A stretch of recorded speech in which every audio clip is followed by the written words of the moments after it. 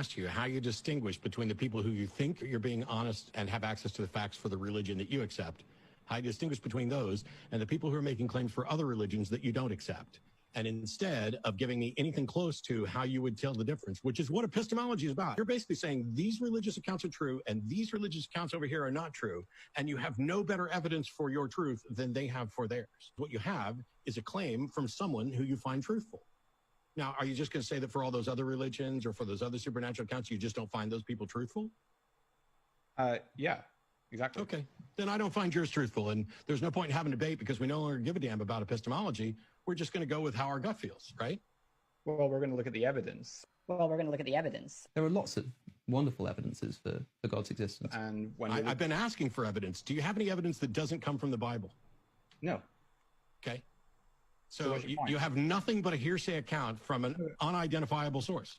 We have evidence from the New Testament, including Paul and the Gospels and so forth.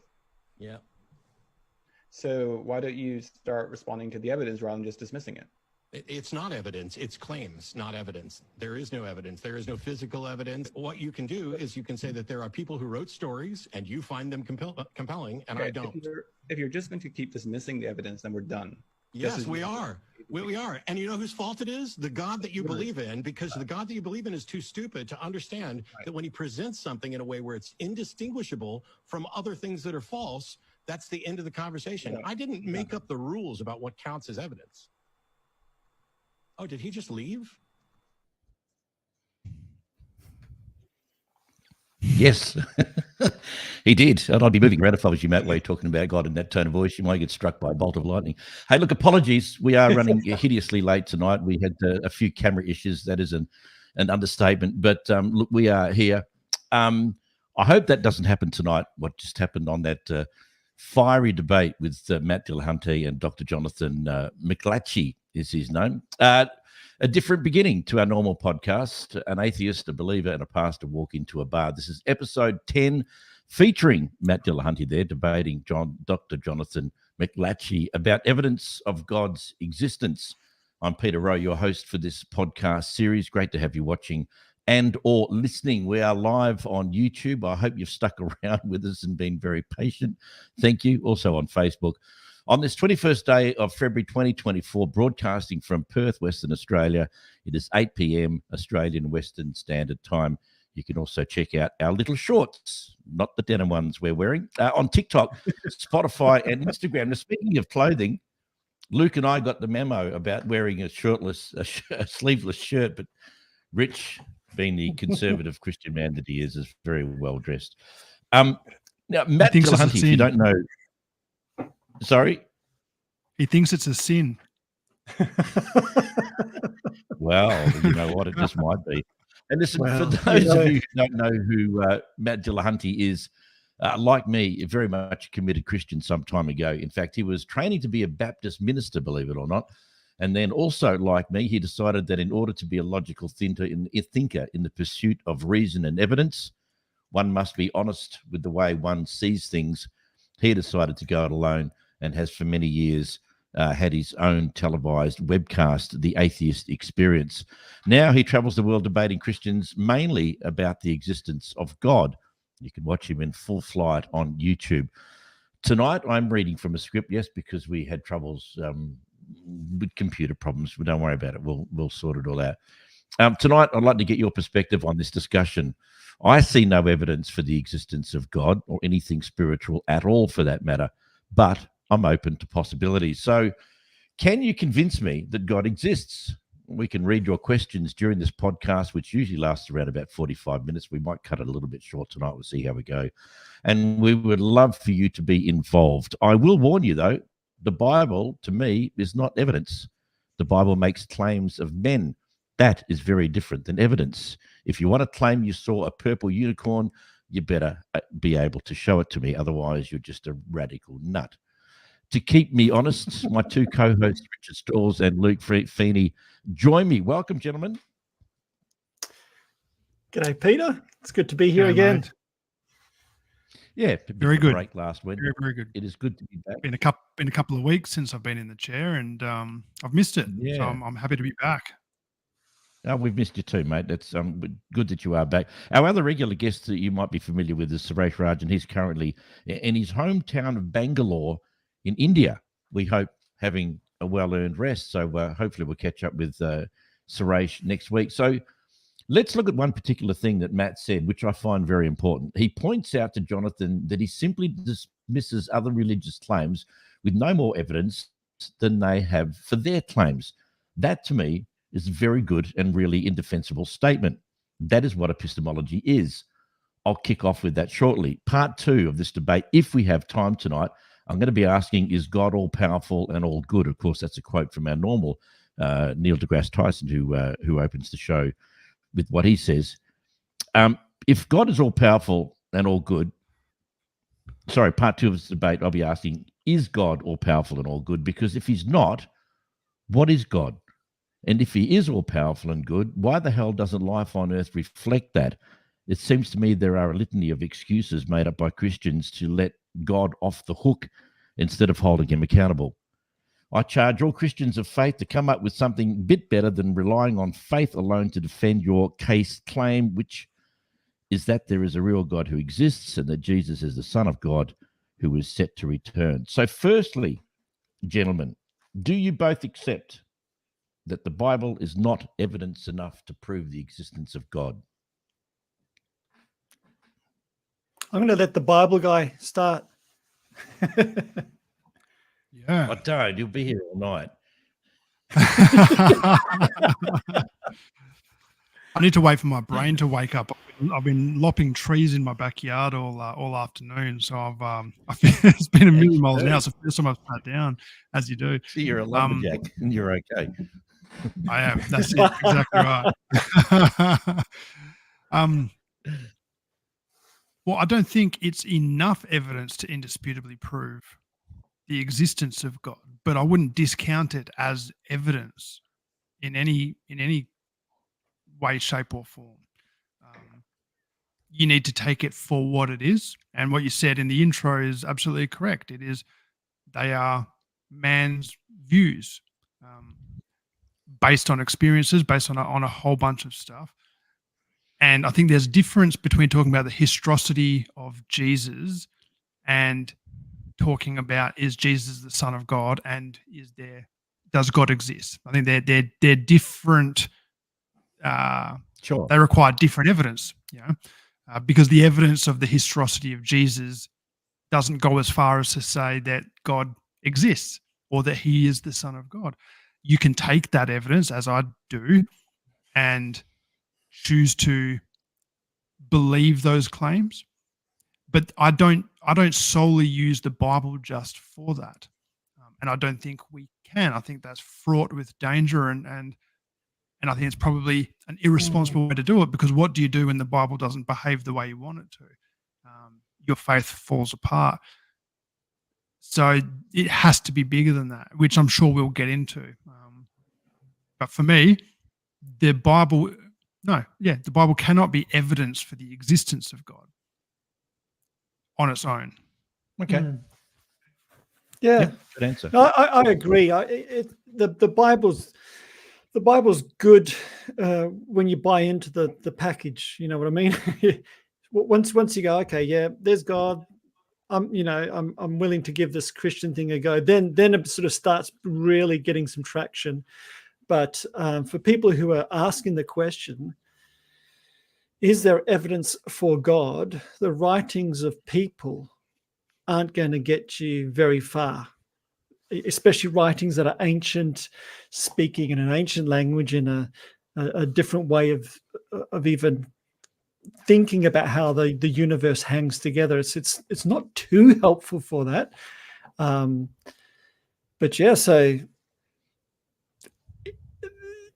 when people ask me, is there evidence for God, I don't tend to pull out my Bible as the first thing to start talking about. There's a lot of other stuff, and you've really got to start somewhere else, I think, don't you?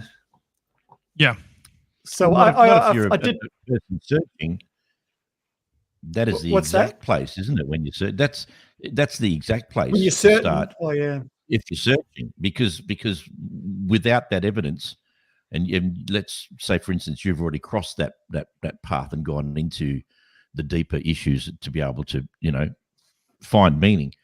But if you're just someone listening tonight wanting to know the answer to the question, we've got two believers here, both of you very familiar with the teachings and the word of God according to the Bible, and myself who is naturally, and I think fairly, asking for evidence to prove. Now, if somebody's out there listening and they want to know the evidence, there's no point in them going to the Bible, because the Bible is just, let's face it, it's to a lay person, even to experts, it's a bit of a mess. It's a bit of a contradiction. It's been written over, what is it, nearly almost 1,500 years from beginning to end. I mean, wow, we can't expect accuracy. But so a lay person can't find evidence of God by reading the Bible.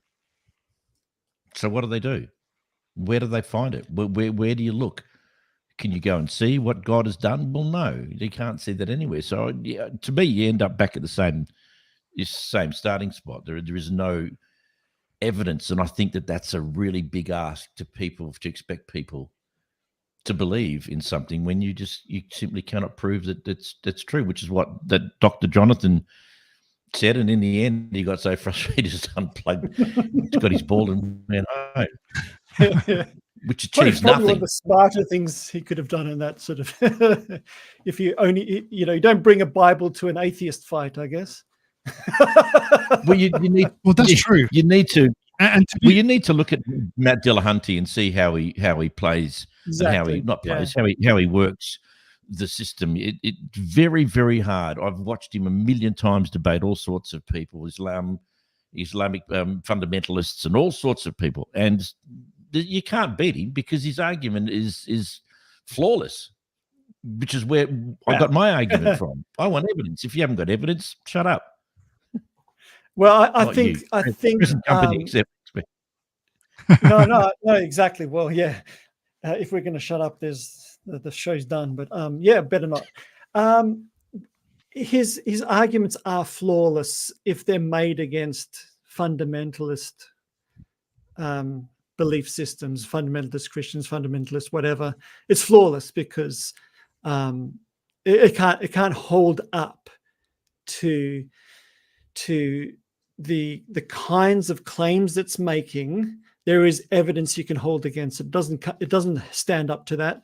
It certainly doesn't stand up to any deep scrutiny of even just, you don't have to be some sort of PhD in philosophy, but just basic philosophy, basic logic, depending on how ugly fundamentalism is, just basic humanity. It doesn't hold up to any of that stuff. So I think what Matt Dillahunty's doing is probably quite necessary for people who are caught in a fundamentalist view of the world, because it's not a very it can't be true. And if it's not true, you don't want to be holding on to it, because it's not going to do what you want it to do.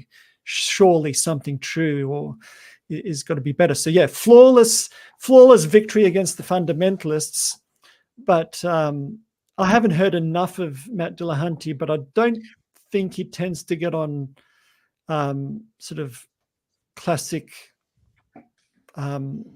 trained philosophers and the classical theists' view of Christianity or beliefs or God, because you start talking in a different register. You're not just talking about show me the big thing, the fingerprint of God in the physical universe, because it's not a sensible question when you're talking about God in that sense, if you know what I'm saying.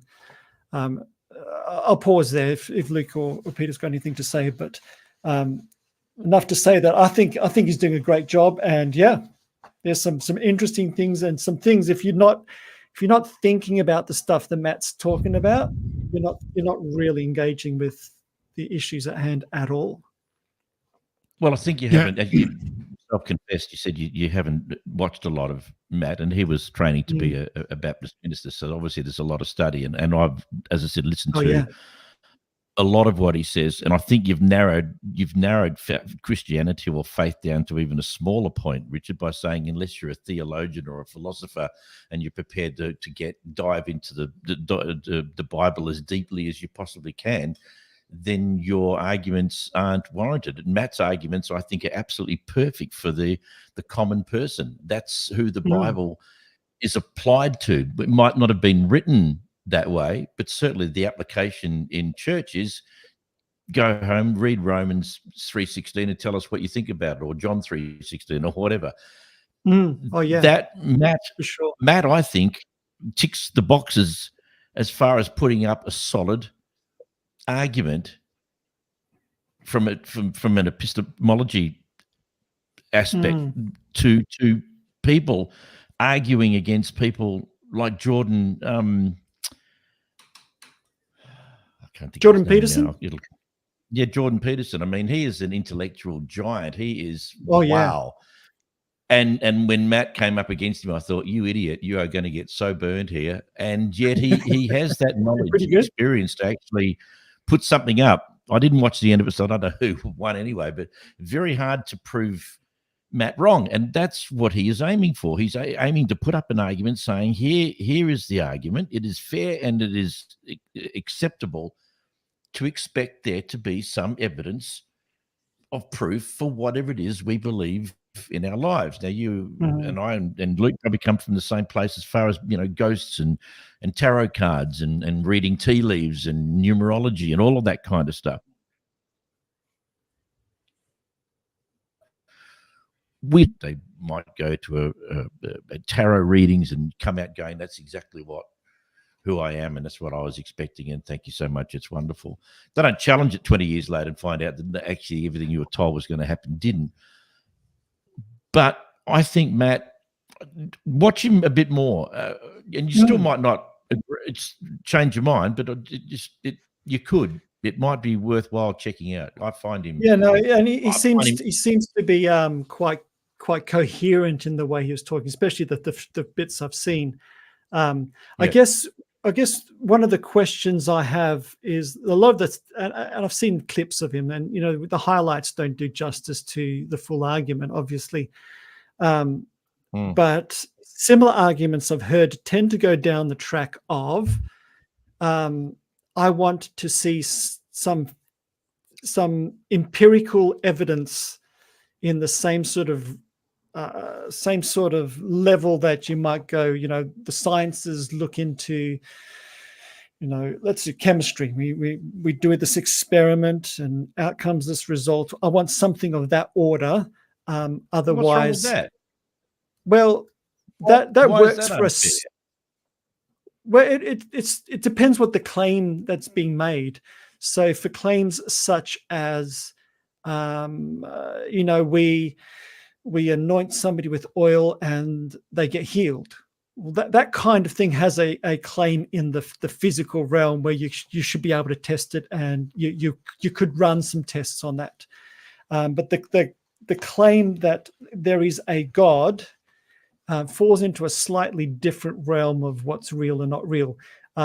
We all know that empirical science and empirical evidence, empirical observation does not capture the entirety of what's real. It can't. I mean, nobody acts that way. In fact, science doesn't work that way. It basically, empirical observation says, we're going to narrow down the scope and we're only going to look at this. Everything else we're not going to look at. We're going to pretend it doesn't exist for the purpose of scientific inquiry. The problem that comes into play is when people go, aha, so therefore anything that empirical scientific inquiry can't actually observe does not exist, is not real. And that's where you fall into trouble, because there's all sorts of hazards and trip ups. And I personally don't know anybody who really lives that way, as if empirical evidence is the only thing that they're willing to depend on as something real. So I think even within the field of epistemology, any serious discussion around epistemology has to make a distinction between obviously what is known and what can be known. That you have to draw a distinction between those two things, because there are things that can't be known or understood fully, and that's we need to understand when we're dealing with something that can be known and when we're dealing with something that possibly cannot be fully known. There is nothing, and this is where I think Matt's argument, I've got no doubt he would win like the majority of debates he's coming up against, because he is looking for potentially, again, that empirical evidence or a criteria of evidence that may not be, no one could ever provide that. And so he won't ever be satisfied. And that's okay. Yeah, God could. But the human beings that he's interviewing can't. And that's okay. And you know what? I think that's what I love about what we're doing here, is because we can't bring the Bible to you, Peter, and say, well, it says here in Ephesians, or it says here in the Gospels, or because you go, well, that's nice. I don't buy into any of that. So what else is there? Yeah, and that forces you to have a discussion and a conversation that goes beyond Sunday school, and that's a good thing, because there was faith in the 300 years and a belief in God in the 300 years before the Bible came together. There was a wrestling and a belief in the existence of God, many different types of God, the whole concept of God in all of the time where the Old Testament, and then prior to that, where before things were, there was the written word. This has been something that's intrinsically human. Now, does that make it true? No. But it's also something that can't be ignored, that this isn't something that there's been a reliance on the Bible to generate that. And once we debunk that, men wrote this thing, so therefore that doesn't prove the existence of God. You go, okay, yeah, fair enough. That's true. It doesn't prove the existence of God, but that doesn't also prove that God doesn't exist either. There's two sides to it. And I think the existence of God is one of those things. It's a classic line, isn't it, Luke? It's the burden of proof lies with the person making the claim. Atheists aren't making a claim that God doesn't exist. Some might, but there's that shadowed area between agnosticism and atheism, which is pretty much where I sit. I can't prove, nor do I would ever attempt to prove or say that God doesn't exist. I'm not making that claim. What I'm saying is I am not convinced with what I have seen. That's very different from you guys willing to lay down your life for the fact that God believes. And I think all of the things that Matt talks about, the claims, I mean, why is it unreasonable? Why is it unreasonable to expect God in the going back to beyond the days of when, miracles with Jesus and the claims in the Bible of God acting and talking and being able to hear about him. Since then, he's been silent and invisible. I mean, that is a stunningly amazing claim, to think that you can believe in something, a deity, which claims to be, or is set as being powerful and all love and capable of doing anything. Nothing. Zero. I mean, wow. Not one single person can come forward in the history of mankind and prove to us that God exists. Not one. Don't you find that? Don't you think you're really pushing the realms of acceptance? That's just crazy to someone like me. Yeah, and yet there's millions and millions and hundreds of millions who have had enough experience with deity that they call God, be that Allah or the Christian God or the 300 million Hindu gods, whatever, because we're not talking about just the Christian God here, we're talking about this idea of God. Yet there are people that are having, and some of it is conditioned, I understand that. Some of it is religious based and you're born into it and it's just part of who you are or whatever. But how is it that there is so much belief? And that is indisputable. When we talk about empirical evidence, the numbers and the statistics of people who do believe in God, Same reason why all the gods were created well before the Christian God. I mean, man has been doing it since the very beginning of time when they needed an explanation as to what the hell was going on. That's what you're believing in now. But we don't need that anymore. We don't need that anymore. So by that argument, no, but you still, but what every other thing's been thrown out. No, but with that argument, after the Enlightenment, we all should have gone, oh, we've got science now, so we don't actually need God. But that didn't happen. That didn't happen, and that's something that is evidence worth looking at. That's because the only thing that hasn't been proven through science is the fact that we don't know what happens when we die. That's the selling point, by and large, isn't it? The selling point is confess to Jesus as Lord. Read John 3:16. And you'll have everlasting life. If those words, everlasting life or eternal life in heaven, weren't a part of it, I'm not sure there'd be too many converts who would go, well, hang on a minute, what am I signing up again for? The one thing we don't know as human beings, we've had thunder and lightning and everything else that we didn't know about have been replaced. All of those gods that we thought were creating these things, they're all gone. But there's still one thing we don't know is what happens when we die. And is there somebody out there, a higher power, looking after us and who has our best interests? That's why religion is still around it in 2024, in spite of our growth, in spite of our understanding about the logic and ridiculousness of thinking that there's a deity that you can't see, feel, or touch or hear from, that we still want to believe in that and hang our hats on that. That is like, I don't know. I find it crazy.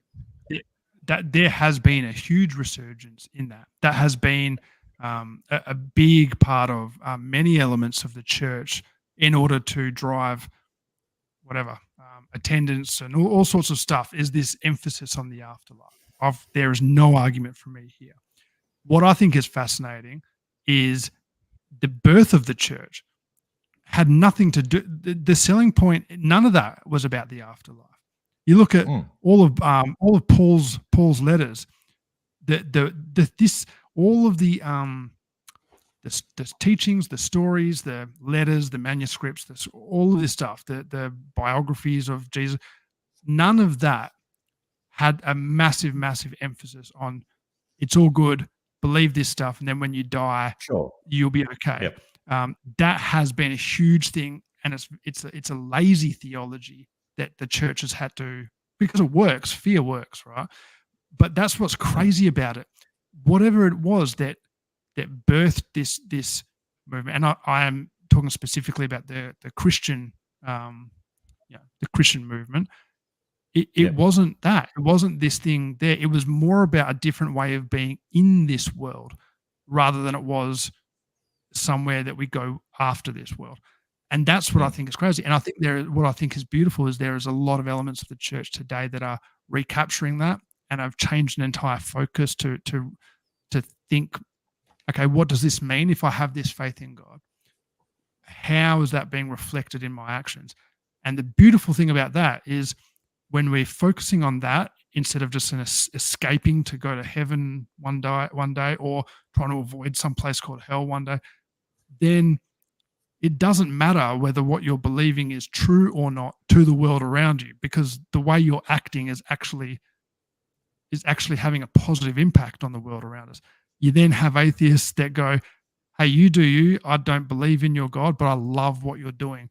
And that's a very, very different situation to people that are just being Bible bashed, evangelized, or being told what to think and this is why and this is how, and there's hate and all sorts of stuff. It's like, I fully understand why there's been an entire movement of people that are going, well, hang on, let's kick back on this a bit, because it does matter now, because if your belief is driving you to behave in a way that is harming the world around you instead of actually healing it, then absolutely that bubble should be burst. If it can be. And I think that's what needs to be recaptured, because then these conversations become interesting, but not pivotal, because it's like, hey, if 90% of the world wants to actually believe in this God, even if that God doesn't exist, but they're actually making the world around them a better place, then that's a good thing. You can believe in unicorns and Santa Claus for all I care. Like that's, if that's leading your behavior to actually, be on the margins, lift up the oppressed, drive love, all that sort of stuff.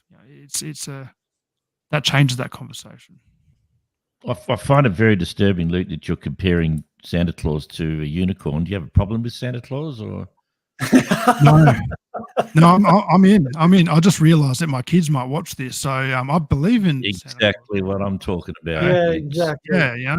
So there's. I meant Santa Claus on a unicorn because we know that he doesn't ride a unicorn.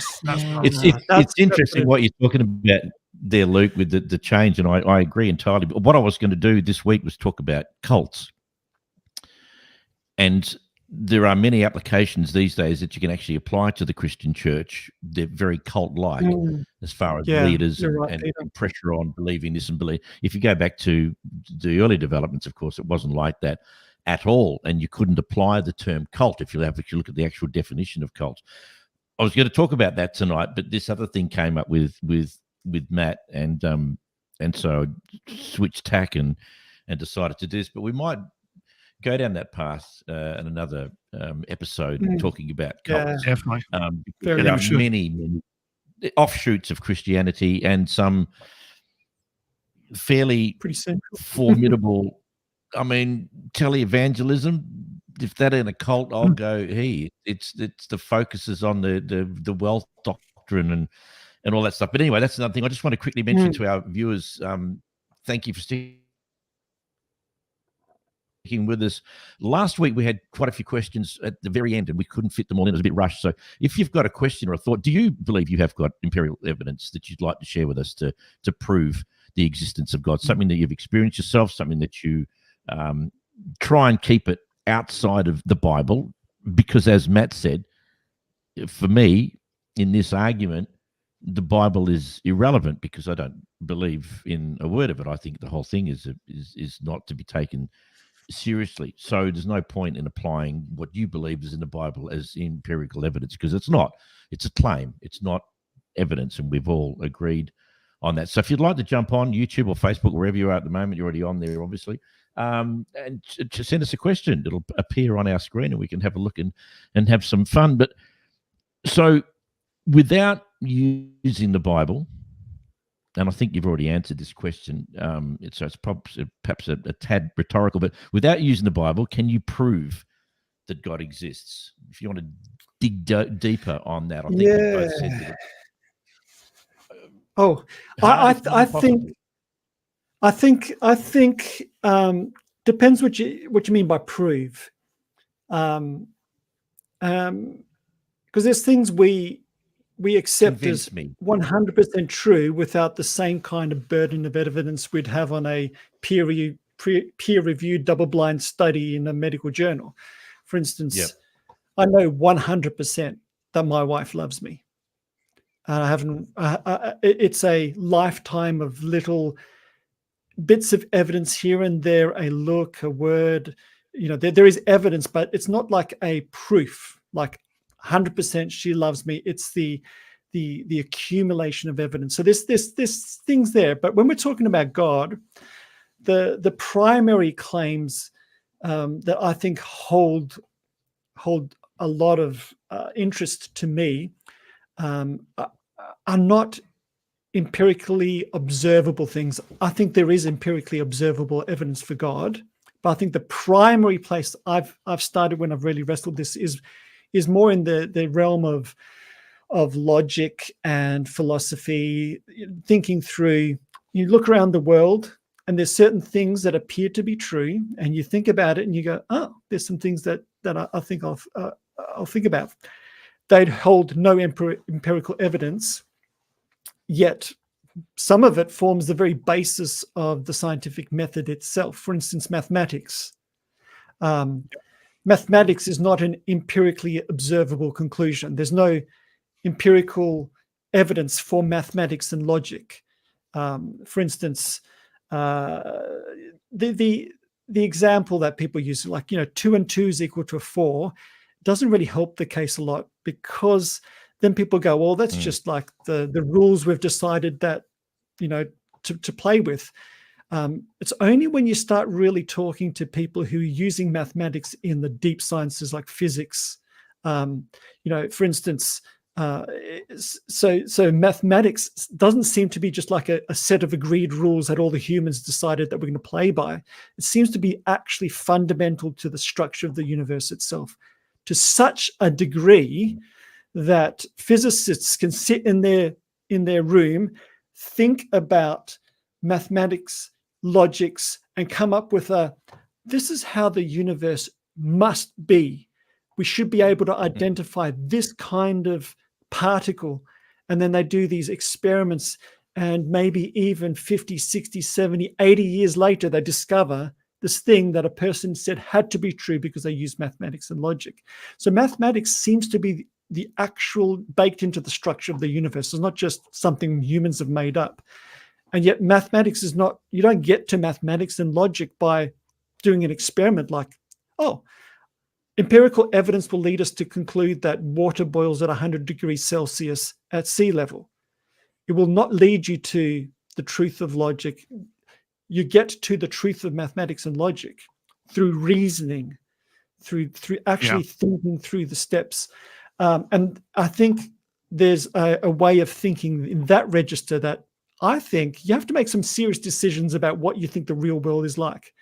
For me, the cosmological argument, we've talked about this before, that it seems like in the world, you look around, and this is empirical evidence. You look around the world and it looks like every single thing that there is needs a reason to be. If something happens, there's got to be a reason that things happened.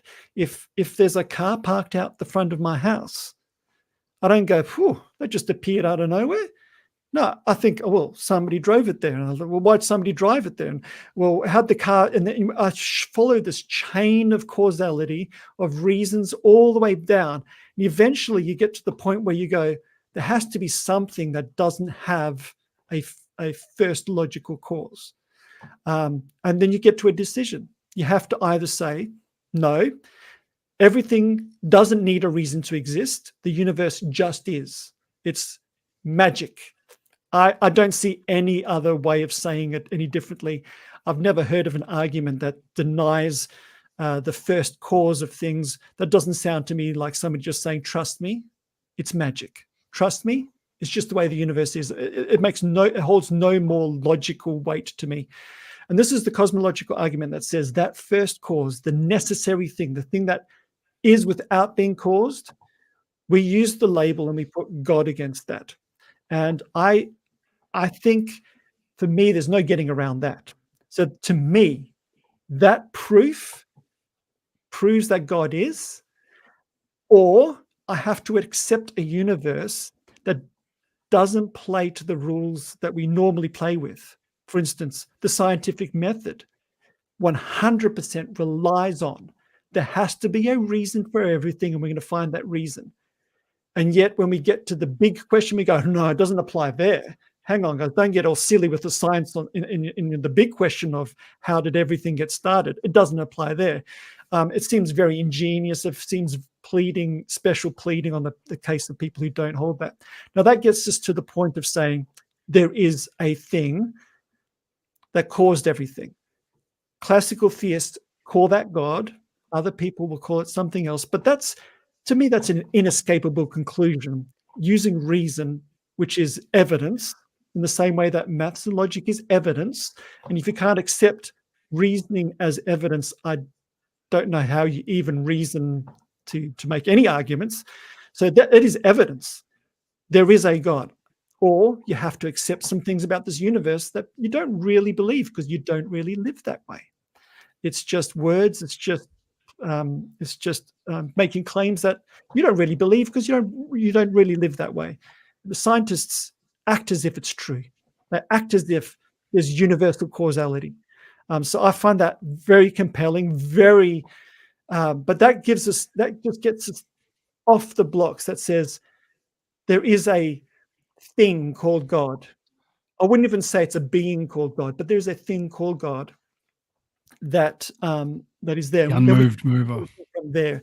So for me, I think we can get from 0 to 0.01 in the God question using very solid evidence. You may disagree with me. I think very good minds have disagreed in that case.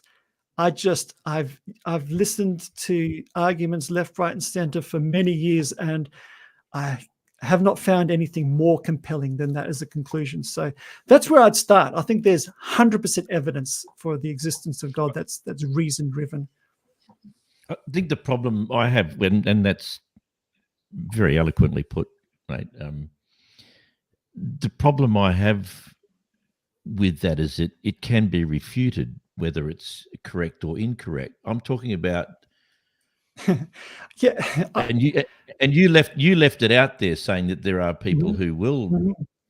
argue against it. I'm talking about stuff that you cannot argue against. Beam of light flies down from the heavens to earth, and in it is a shape of a being, and there's communication. I'm not saying I expect those Oh, things, look, but but I'm that talking has about happened before. 100%. That event has happened before. Beam of light not from to heaven me. with a being in it. Oh no, not to you, but Who? not to What are me. you talking about? Not to Luke, but it's happened in the world. I'm sure, because there's a lot of people who've said it's happened. How can you can't. Yeah, but test that doesn't any mean it's happened claim? because people have said it's happened. That doesn't mean it's true. That's just another claim Exactly. by Yeah, exactly. some So, nutbag. So, and I like your reference to Ray how Comfort. would you test that claim is true or not if it's not Well, it's not a repeatable thing? it's So not. If there's it's God, certain it can claims be. there's certain claims that are inaccessible to the empirical observations. There's Not what if it's claims what of if it's a reason. vision?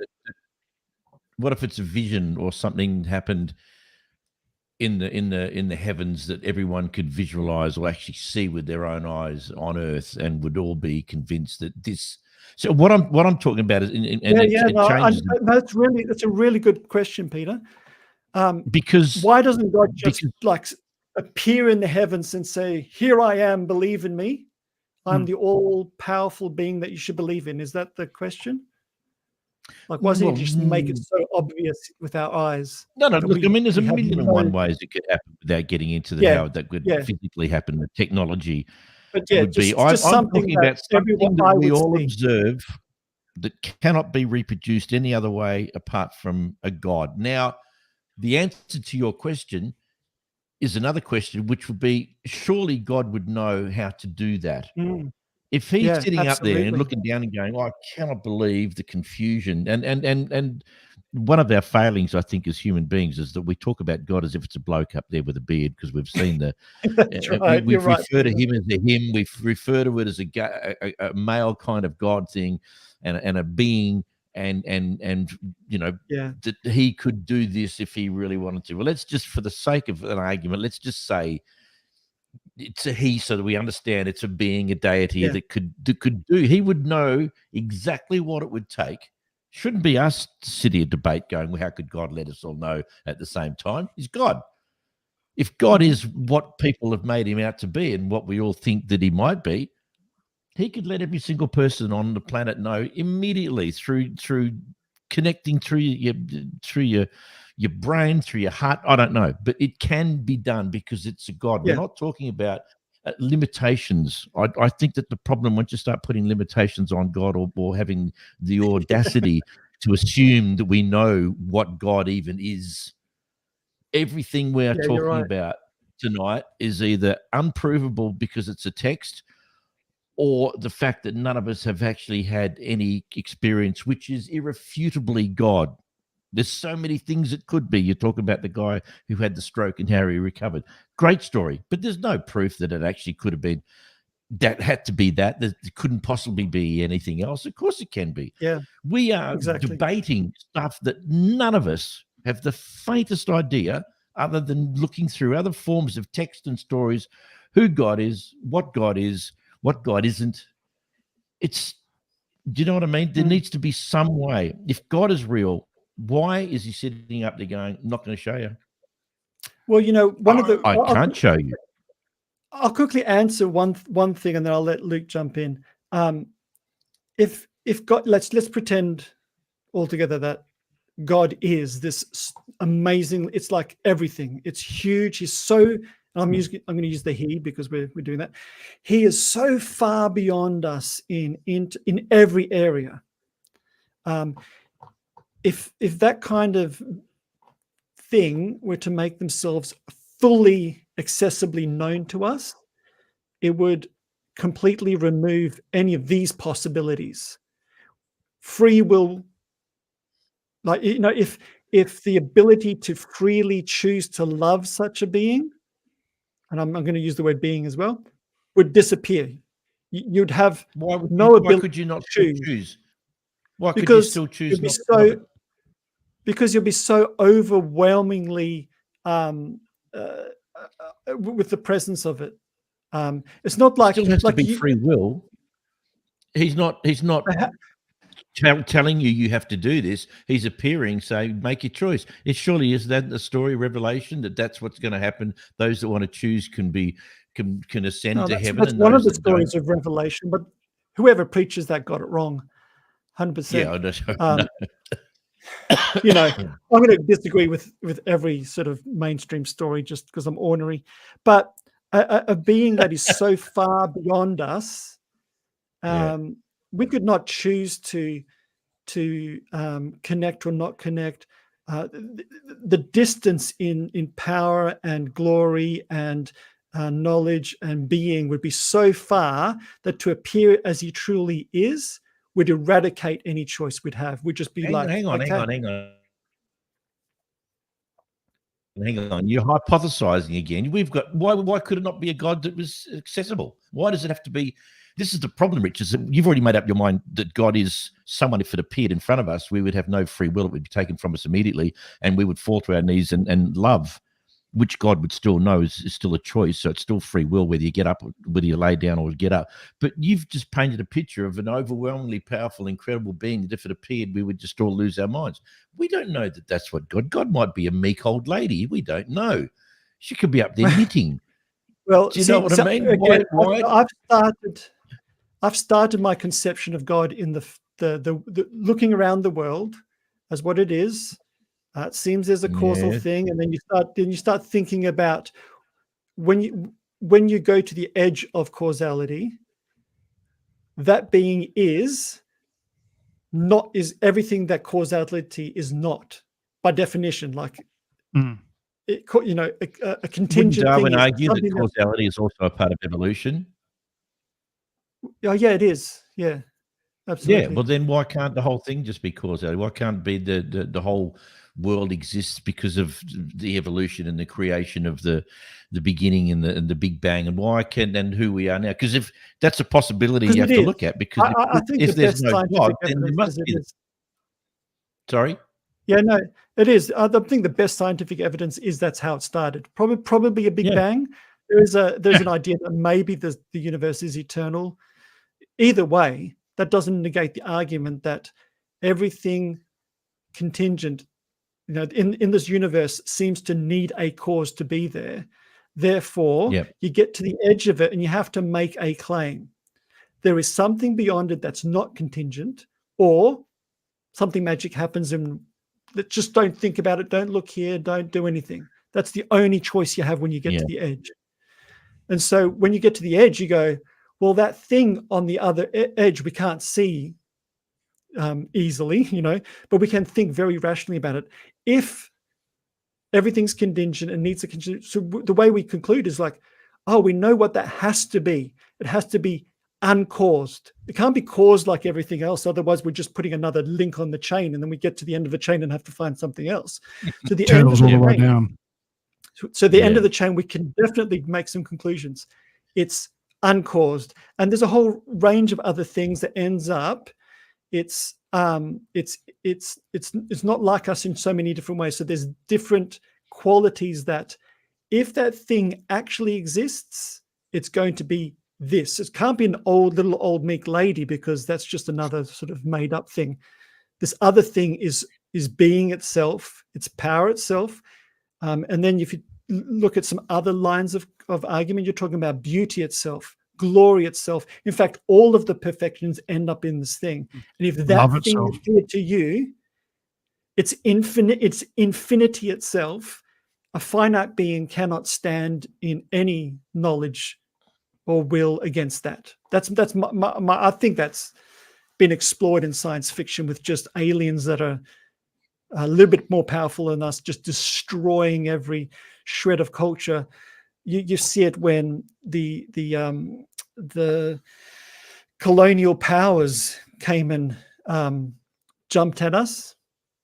I mean, even we're talking about we're talking about the same race, same everything, a slight difference in culture completely eradicates the culture that was there before. How much more if the thing that is God appeared to us as it really is, would eradicate everything else? It's just, I don't see any way around it. You see that in power differentials in human relationships all over the shop between a parent and a child. You know, there is a power differential there that can make a child act in a certain way. You know, that may not be, you know, that where that child necessarily doesn't have a full choice because they're trying to whatever please the parent. You see it in all sorts of, you know, between wealth and status, and you know, there is a number of observable power differentials that impact on the free will in a sense, to a very minor degree in comparison to what we're talking. But how much more if there's an infinite? How much more? And that's exactly right. It would result. It would result in an absolute impact on behavior, on decision, on free will. So therefore, is that something that God would want to do? Yeah. So what is the higher value? I want you to believe in me, or I want you to grow from the seed of rationality that I planted in humanity. And as it's evolving through, do I want to see that seed grow into the fullness of being that it's been sort of started as being? Or do I want it to believe in me? It seems like when we look at the world, it looks like the choice is already made. An evolving species, evolving planet, it seems to be going along a trajectory that if there was a God, he values that more than appearing. And that may not be a compelling argument to others, but certainly not a logically incoherent argument. And so the question of why doesn't God just appear? Given a couple of givens, God exists, and it seems that he's not interested, he's more interested in something else than appearing. Okay. It seems to me by demanding such a thing, you're getting upset that a God that you've created doesn't exist rather than a possible God doesn't exist. I think that's the same. That's what you got. The same God I created in my mind is the same God that you've created in yours, and Luke and everyone else on the planet. And this is the problem you have when there's no empirical evidence that something can't be falsified. What do we end up with, guys? What do we end up? Because you're talking about all the majesty and beautiful things.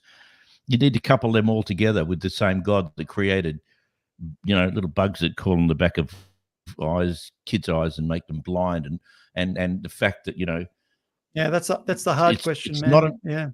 Well, it's not a nice world. I mean, it's an incredibly hot, inhospitable country, planet that is constantly overheating and causing earthquakes. And there's fires and there's flood and famine. We've gone through all the list before of all of the stuff, and I can't. I don't know. I'd really love to dig deep on why you guys seem to struggle with really seeing the obvious, the horrific. There's always excuses as to why it is like that. You try and talk your way out of that. It's okay to just argue biblically, if you like, out of why it is the way it is, and everyone like me who thinks it's ridiculous is being unfair.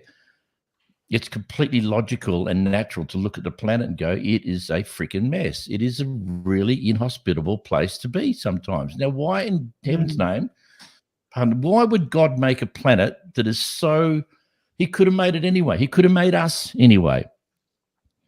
Why did he make us as beings that choke regularly? People around the whole world die regularly from choking because the windpipe and where the food goes are so close to one another. What if you're going to make a being? Why would you make it so bad? Why would you make it so unuser friendly, if you like? I mean, if we could have been anything, why this? Because then the argument is we're made in his image. Really? In what way? In what way are we made in the image of a God who created us like this? It is absurd in the I don't know, in the strongest words I could possibly think of. Yeah, Peter, that is the question. I think all the other questions fall under that one. That's the if Yes, we I can't agree. get an answer to that, all the other questions don't even matter. I think that's the question that most people ask. And there's, anybody, I'll say this, I don't know if you've got anything, Luke, but anybody who reckons they've got an easy answer to that, first of all, really either hasn't really thought about the question. Like you don't, if you think there's an easy answer to that question, you don't understand the question. Or there's something wrong with you. There's something wrong with you. There is. For me, one of the questions I have is like I dwell in the world of a sort of a Christian defense of how can such a thing be. It is the part of my Christianity that I'm most unsatisfied with. Most unsatisfied. I don't think there's a good answer to that or a very nice answer. There's a logically coherent answer, but that doesn't mean it's a nice one. But then if I put myself in the shoes that says, okay, there is no God, and what we see here is literally has to be one of the cruelest, meanest accidents. There cannot be any kind of philosophical stance toward the world except for absolute nihilism. I don't see there's any other choice. If you believe there is no God, there's no, and what I mean by no God, there's no transcendental reality beyond what we see and experience. How can you be anything except a nihilist, which is everything is without meaning. Yep. Get what you can get. There you go. Yep. And I think there's so many problems with that kind of stance toward the world. And my problem really is I've never yet met a person living who actually believes that all the way down. People who believe it all the way down tend to be very, very troubled. And so I'm like, okay, that's one way of being in the world, but I'm yet to encounter anybody who really believes that's the way it is, because no one acts like there's no meaning to life. There's no morality. There's no absolute morality. And all those sort of questions, I'm like, well, for me, it has to be real.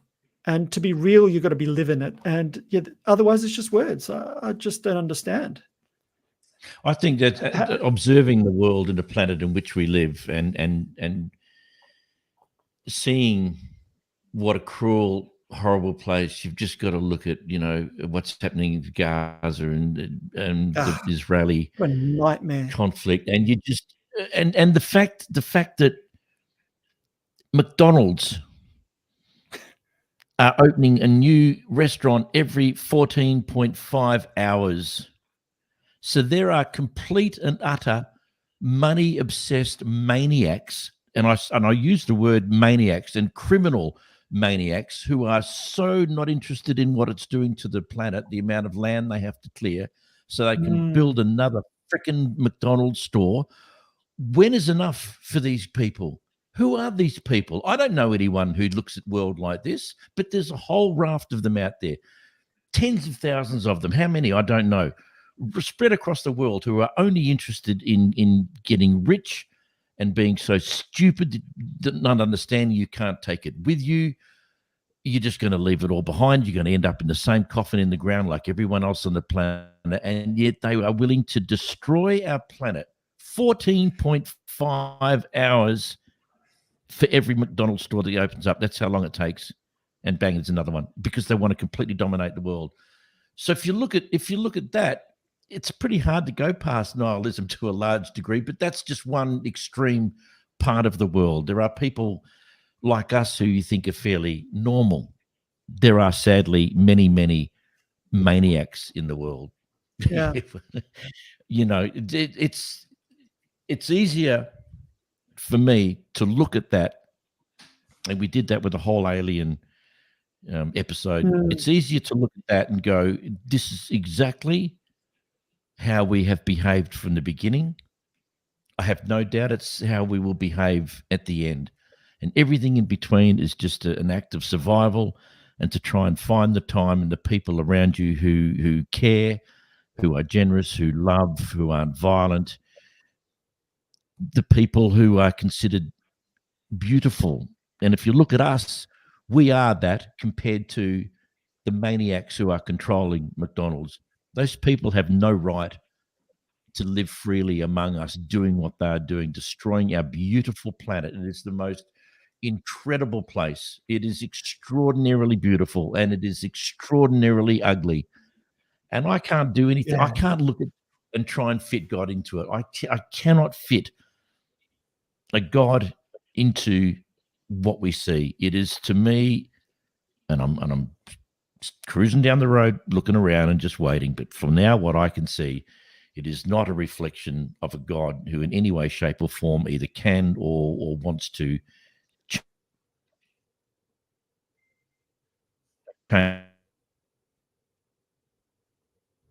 change our world that we live in under this pretense. We all disappeared, and now we're back. It's a miracle. Did you guys not lose screen? You did. You paused for a moment. Yeah, dropped out. What? Sorry. No, so you dropped out for a moment. Yeah, but you're right, Peter. That's the question, and I think it's so easy. If I'm honest about my faith journey, that's the line where I could easily fall one way or the other. And I can tell you, I've honestly looked at both sides of that line. And yet, what are you, Joni Mitchell?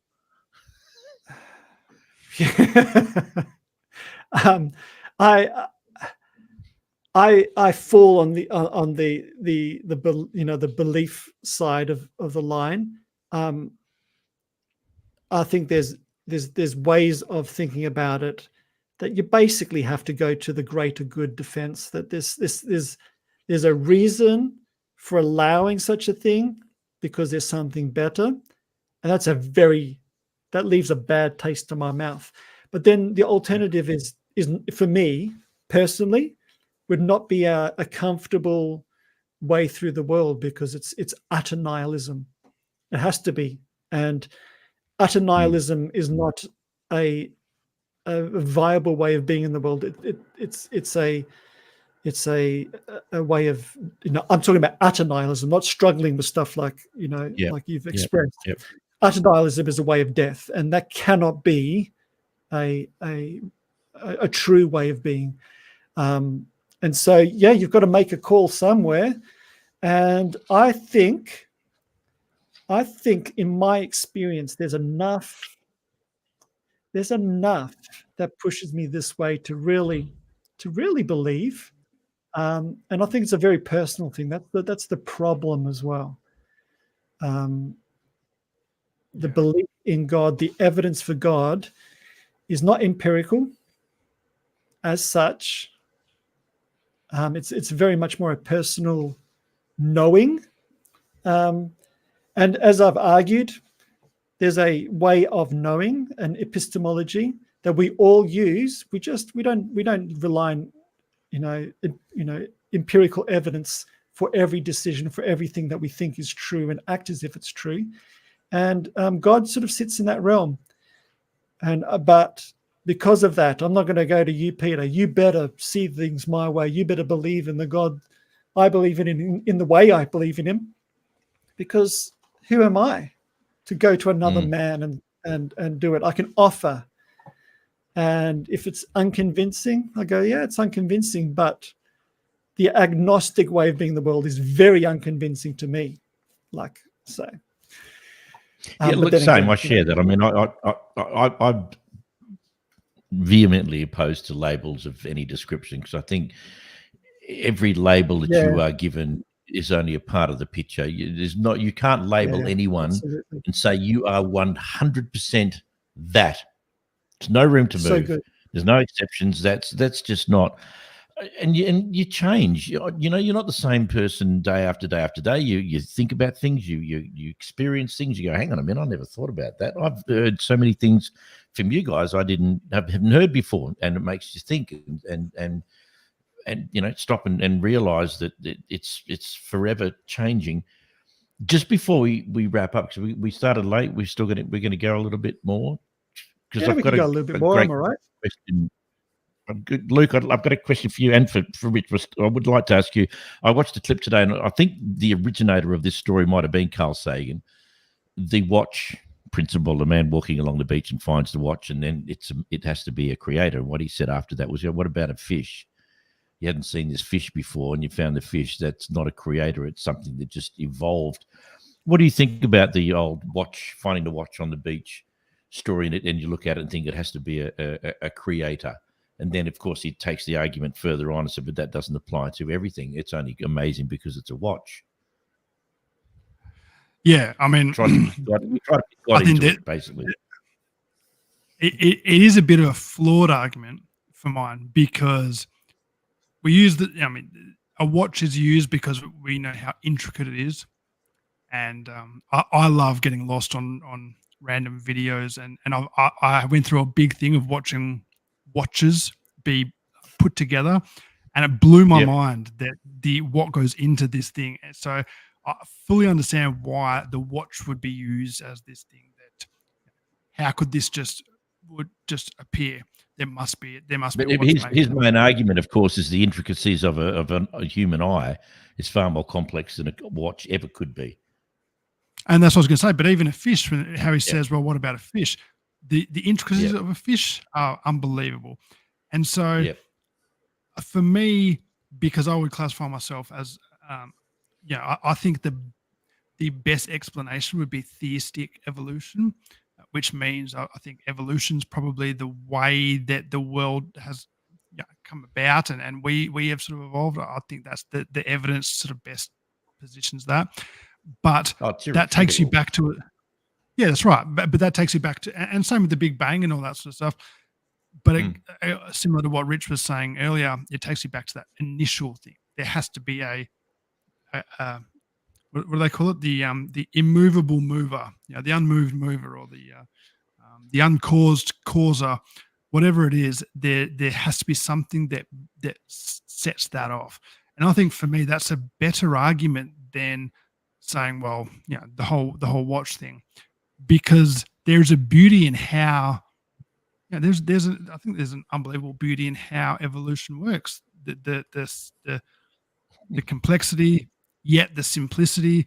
And that is, why could you not look at that and say, well, if that started out and that was the method that God used in order to let life flourish in creation, that's an amazing thing. It doesn't have to be. There's all sorts of problems with the idea of a watch just being plopped on the beach, Adam and Eve just being plopped in a garden, and then there you go. That we know that's not the truth. We know that's not what happened. And you don't need that to be true in order for, I don't know why I'm giving thumbs up there. You don't need that to be true in order to take a stance that God is the initial creator. There's no conflict there for me. So that would be my response to it. I understand the argument behind it, but I think it's only an argument really that holds weight for those who are anti-evolutionists. because they think that that's you can't believe in a creator, a God as a creator, and also believe in the science of evolution. But that's simply not true. That's just that's a bad story that we've been telling. That's not helpful in any way, and it creates I think science it's a deniers fairly, and all sorts. yeah, it's a fairly recent as far as the history of the planet goes, an adaptation of there was a time, of course, when I'd never heard of a Christian who would even consider the idea that evolution or the Big Bang, vehemently opposed to anything other than God just created it and didn't explain cavemen and all that kind of stuff. But that's all right. I just find as we go through further on in time, and each one of these things comes along, and wise Christian people are going, well, okay, of course, evolution's proven fact. It's not a debate anymore. The Big Bang, according to Brian, astrophysicist, English guy, what's his name? We can see Brian, Exactly. who used to be the keyboard player in D-Ream, the band, believe it or not. Now he's an astrophysicist or whatever. But the more we go through time, the more of these things are sort of going side by side. There was a time when scientists could never been paralleled with a belief in God. Now, and I'm just wondering whether we're actually getting closer and closer to the point where we go, you know what? I think it's just all explained now. Not in our lifetime, and maybe not in our children or even our grandchildren, but it's changing. It's developing into more of a side-by-side kind of deal. And before it wasn't, and that's come together, and now I think it's just going to cross over, and I think that eventually there's going to be a time when people are just going to go, cannot believe we just didn't follow the science, and we don't need to fit God into all of this to make it happen, to understand why we're all here. I'll lob one little comment about the watchmaker thing, and yeah, I think that's conclusive proof against intelligent design. Even some people believe in evolution, as Christians want God to be like designing in it, and there's so many problems with that philosophically as well. But the common thread between the watch and the fish is the rationality of it. There's form and there's function. There's a way. It's almost as if it's not like it's just signals and impulse. We look at it and it's almost as if there's something in the fish that reaches out to us as we reach to it, so we can understand it and know it and figure it out. It's not just sort of very basic input output. There's something about rationality and mind and understanding. Otherwise, the argument is not an argument. There's complexity that I understand in the watch. There's complexity I understand in the human eye. To me, that speaks of a very key principle of rationality, which is mind. I think mind is a key feature of the universe. A lot of people don't buy into it, but I just see so many bits, the way we talk, the way we even act as if the world is put together, that mind is a feature of it all. And that's where, as a theist, I really draw a lot of understanding about how can God and evolution and science all hang together. It's like, if science didn't work, that would be great evidence that there wasn't a God. Because that would mean that rationality is not a key feature of the universe. It's just some jumbled mess that somehow happened to fall into an understandable heap for us to look at for a little while and go, if you think that's how it is, that's how it is. Great. I tend to see that the evidence shows that the universe is rational from the bottom up, like maths works from the bottom all the way to the top. And therefore, what is that coming from? How can rationality seem to infuse the entire universe with something that's understandable?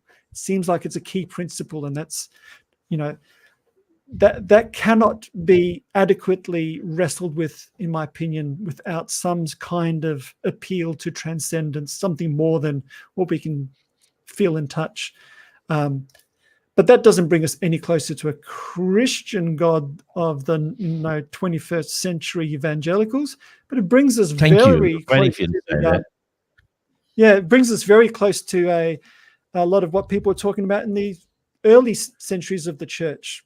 Again, they would have laughed at some of the stuff that Christians are going on talking about evolution and creation. Of course. The early church theologians were like, if you read the Genesis account as a literal story, you're foolish and ignorant.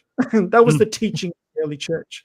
And somehow we've flipped it now. So I think there's a lot of stuff that the modern church are willing, like they built these little hills to die on that were never even a part of our faith. So what are we doing with it? Throw it out.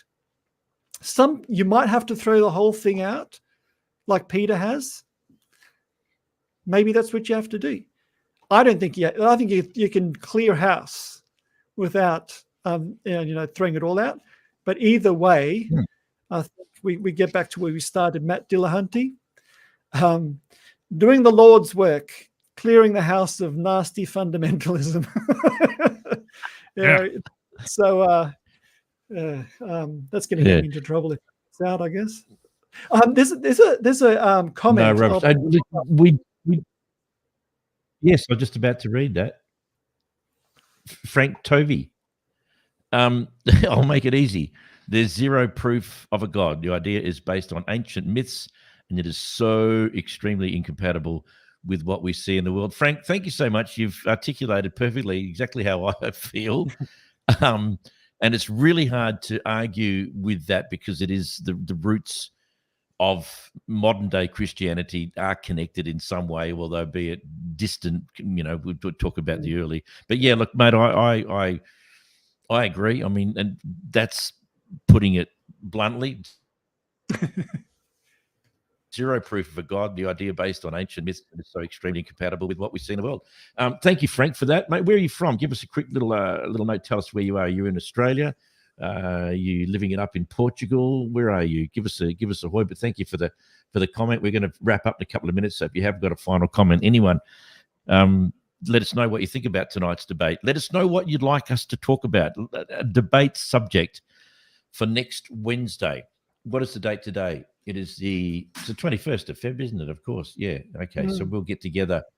We'll get together next Wednesday on the 28th at 8:00. Hopefully we'll start on time. We've got all the bugs ironed out.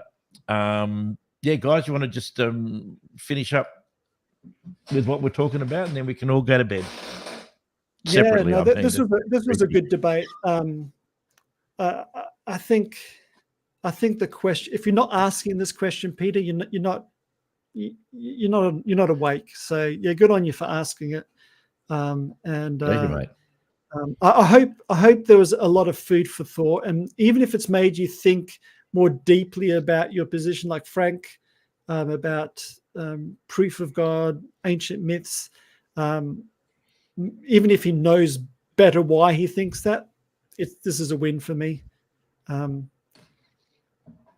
Yeah, I agree. I think I like to have comments like that, but I'd like to know why Frank thinks that way, because it's good. Yeah. Well, I was just going to say, I think Frank's I think I've seen him before. Okay, first Belgium. Time that you watch the stream. Hey, Frank, look out for a link I'll pop up. It's basically a way that we can get some voice memos, voice comments from you. You can go online onto website, record a question, comment, something like that. We'd love to hear from you and pull you into the show. So look out for that in the next couple of days. Yeah, if you've always wanted to be a podcast star and you want to voice your strong opinions, you are most welcome to do that. We'd love to have you a part. One of the top 10 places in the world I'd love to go to, Belgium. So if you've got a spare room, Frank, let us know. First time you've watched the stream, how did you come about finding it, and what do you think? What would you like us to talk about? The feedback would be absolutely fabulous, Frank. So much. Thanks so much for that, Frank Tovey. Good stuff. Yeah. Awesome. Luke, Yeah. finishing thought? No, look, there's so much. We've covered a lot of ground. I think it's been a really important conversation, and I'd like to echo what Rich said. I think if people can I guess walk away listening from what we've been saying, and either have food for thought that this is a complex question. It's not slam dunk on either side of it. No. There's nuance, there's gray areas, and that's exactly what this whole thing is about, is us actually exploring that and either coming away thinking, yep, now I understand better why I believe what I believe, or having those seeds planted to kind of wrestle and explore it further. What a gift. And no, I think it's been excellent. There's been a lot that I don't even want to get back into some of it, because I think it's going to launch into a whole nother conversation. So I'm showing some restraint, but I am looking forward to picking up some of these other topics again in coming weeks. The one around God being loving and powerful, I think, is important. And I would also love to explore further the idea of, what would it look like if God did appear to everyone, made it absolutely like there was zero dispute. This was God making clear his presence to everyone. Yeah, good thought experiment. Why, as a thought experiment, similar to like what we did with the aliens one, what would the impact of that be? Idea. Is that something that would be a good thing or a bad thing? Why would God do that? Why wouldn't God do that? I think that'd be a great conversation, because there's a lot there. Well, and I think it's a fair question too, because that is where believers are headed. They're headed toward the belief that Jesus is going to return. They've listed out the 14 signs to look forward to, and they are all involving stuff that's in 1989, in the world. Yeah, it's and 91, 92. Interesting. One of the things, and something we may talk about later, one of the interesting things was that Jesus saying, and I'm paraphrasing here, about when stars fall from the sky, that is one of the early signs. And of course, if you look back at, there were probably just meteorites, and the earth and the moon would be dark, and people won't be able to be guided by the stars, the northern star, because you won't be able to see them, and just stuff like that, which again, the commentary on that scripture from the person who wrote in this letter was saying, wouldn't Jesus have known that they weren't stars falling from the sky? That would obviously be a meteorite shower or something. I don't know. Richard's shaking his head. You disagree with that, or is that just a? Yeah, I don't think he would. Yeah, if no. Unless he was, unless we're not Christians, you'd have to say that he thought the way that everybody thought, and they were just things hung up in the sky that could fall down. Yeah, you'd have to. And you know what? We had a great. Rich and I and some other people had a great conversation about this not long ago, about what the humanity of Jesus, and what would he have known, what didn't he know? Jesus says that the mustard seed is the smallest seed on earth. We know that's not true. Now, would he have known that as a first century Palestinian Jew? No, and that's okay. Would he not know that as the Son of God? Exactly, and that's the question around his divinity and his humanity. It says he's fully God and fully man, but it's not like he could. I don't think we should look at Jesus as someone who could flick between God mode, and God mode, and human mode. It's like that's a caricature. There's got to be a more mature way of looking at that and understanding, which goes beyond the scope of what we're talking about now. But again, another good conversation. Yeah, there's some good stuff. I want to get into the cults, because I think we'd have fun with that one. In a very sort of fun way, but there's some real horrific stuff around that as well. Well, depending on who you listen to, depending on what articles you read, there are people who swear by the fact that most Christianity and certainly borderline with the true definition, they're not calling Christians a cult per se as a derogatory term, rather than fitting it into the Oxford Dictionary's definition of what is a cult. And because there's no walls around what religious organizations can do and where they go and how far they push the boundaries, it is very easy to cross over to the description and fill it out perfectly as a cult. We like to think about the Jehovah's and the Mormons and the Scientology and all of that. We like to label them as cults because they really fit the parameters that have been set for that definition. But it is fascinating. I looked quite far into it, and it's depending on what you read, you can be convinced that Christianity or Catholicism is definitely a cult, or it's not at all.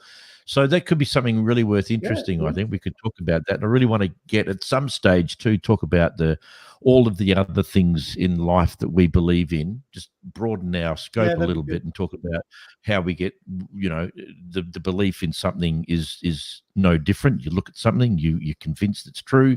It sounds fascinating and wonderful and exciting that someone can tell me my future. And so I, give someone $50 and come away with a big smile on my face thinking, thank you, I've just had my future mapped out in front of me. And that to me is a sign of gullibility and desperation as well. And I kind of understand that. That's what got me into believing in God in the first place. It was personal horrific stories and things that happened, and that's why I got into it as well. So I understand that, but look, we must wrap it up. Thanks again to Frank. I hope you can join us next Wednesday. It'll be the 28th at 8 o'clock. Hopefully we'll be on time, get our technology together. Thanks, Rich, for fixing my situation tonight, and for Luke.